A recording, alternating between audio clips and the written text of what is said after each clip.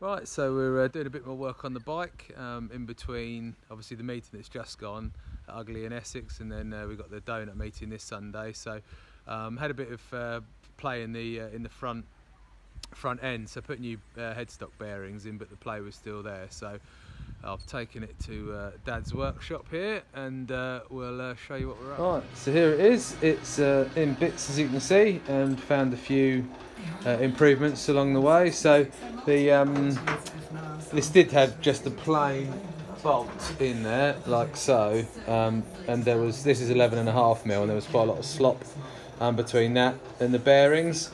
So Dad has awesomely made up a spindle. So it's got an M12 thread here and an M12 thread underneath, and then the spindle basically runs all the way through, and obviously does away with that, and it is totally perfect, no slop in it whatsoever. We're going to replace that with a nylock nut, and that's got rid of all the slop in the front end now, so it's totally spot on. So I've released all the clamps, and everything's all sitting really nicely, and that's really nice and smooth now, which is great.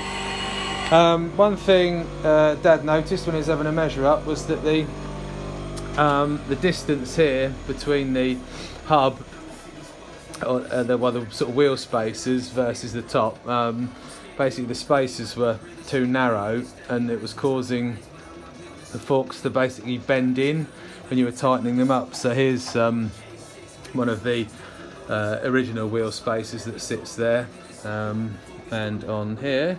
But with Dad's measurements, we've need two of these that are 10 mil to obviously get the equidistant all the way down through to here. So Dad's on the lathe making me some new ones, so that's looking awesome. So just going to part those off, and then the front end will all be concentric and in line and all good. So definitely no more excuses, as the bike's pretty much spot on now and straight, which is good. So we'll get it all back together and get it ready for Sunday. Right, so the front end's back on. Wheel spaces are in, the new ones, 10 mil, so they're all looking good.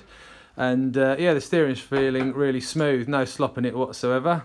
So nothing but the finest from Mike Hedling Engineering. So there we go. Going to raise up the bars slightly as well, and then we need to put a nylock nut on there because it's the plain nut for now, so I'll get one of those, some longer bolts for this, and then we'll play with the bar height just to get a bit more comfortable on the bike. But she's pretty much almost ready to go for Sunday now, so looking forward to trying it out with the aligned front end. Right, so the next job we're going to do is take the sprocket off there.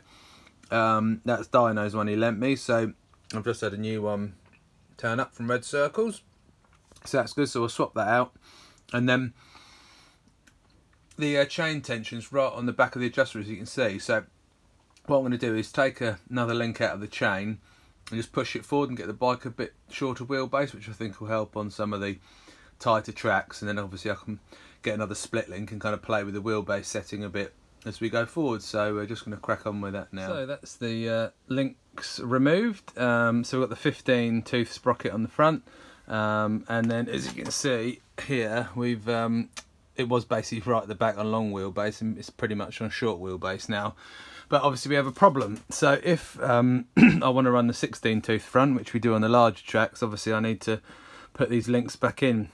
So I'm going to take off this part here, and then get two extra couple of split links there, so we can obviously just add this bit of chain back in as and when we need it, when we change the front sprocket there. But it was certainly good at the weekend on a 15, and the engine seemed to like it. So we'll keep that on for now for the smaller tracks, and when we go to Frittenden and other places that on the bigger circuits, we'll just swap a 16 out on the front. So that is the gearing done. So we're just taking the bars off again to do a couple of things. First up is just to replace that plain nut with a nylock one, so we'll get that replaced as those arrive today. And then one thing we're also doing is basically raising the bars up a touch. We need the stud clearance there, which I'll explain in a minute why. But Dad's kindly come to the rescue yet again, and he's making me some bar risers up out of aluminium. So instead of using the bodge option, which is washers, we're going to have some proper aluminium risers just to raise the bars up a bit. As I've adjusted the sort of seat up, you know, I was sort of sitting a bit like that, so we're going to raise the bars up to get me a bit more comfortable on it, so that would be good. But just wanted to explain my very clever dad coming up with his idea there. So basically this whole assembly here was sort of dad's design and creation, which was really good. So he had in stock some 15mm round silver steel, and basically sketched this up. So we've got two plain bearings in here, and then a nut at the bottom, and previously it just had a great big long bolt running all the way through, which was a bit sloppy. So what dad's done is he's basically machined up this spindle here. So it's a plain shaft all the way up to there, and it's got a step in where it steps into the bearings, so it's you know, basically perfectly accurate all the way to there. And it's got a step in which sits in the bearing, then it comes up through the triple clamps, and then he's threaded the ends at either end. So basically you can tighten each of these independently without basically crushing the whole headstock and bearings, which is a really good solution he came up with. So I hope that makes sense, but it's very clever and neat. So basically to tighten it up, well, to tighten the lower nut there, you basically just put two lock nuts up on the top there, tweak that up, get the bottom one tight, then take them off, put your triple clamps on and put the top one on, and then you'll have nice free accurate steering, no slop in it whatsoever, that obviously doesn't damage and crush the bearings. So good job, Dad, and he's done a cracking job on that, so thank you very much indeed. Right, so Dad's made these up for me, so some bar raisers out of some material we had in the garage. So we'll just give them a quick polish up on the grinder there, and we'll get them fitted up. So the handlebar risers are fitted, as you can see just in there.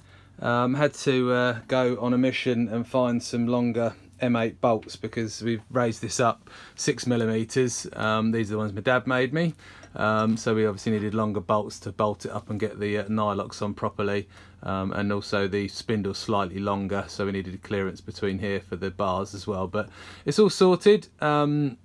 So yeah, big thanks to Dad for sorting the front end out this week. Thanks to everybody on Facebook who suggested where to get these from, so that got me out of trouble because my ones didn't turn up in the post this week, which was a bit annoying. But we are good to go for the weekend, so we're off to Essex again to do the donut grass track meeting, so hopefully there'll be some donuts on offer, and we're good to go. So done a couple of other little jobs which a scrutineer's picked up on. So I made up a whatever it's called, a strap basically for the silencer. So that's a bit of push bike cable, fuel tubing and a little collet.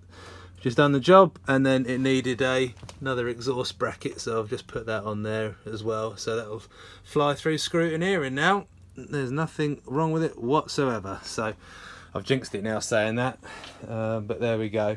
So again, thanks everybody for your help. Big thanks to Dad as usual for getting this all done in between work, DIY and just normal life. So been a bit of a rush getting it done week to week, but we got there, we're good to go. And I'll report back on Sunday with one of my little vlogs again. So I'll catch you soon, guys. Cheers for watching.